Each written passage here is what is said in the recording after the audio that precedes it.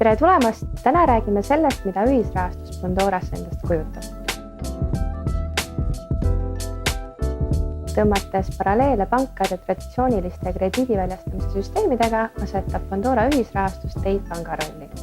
Samal ajal kui platvorm leiab laenajad, kellele laenata. Investorina teenite tulu intressidest, mida laenajad teile teie raha kasutamise eest maksavad. Samal ajal annab see laenajatele kiire ligipääsu laenudele.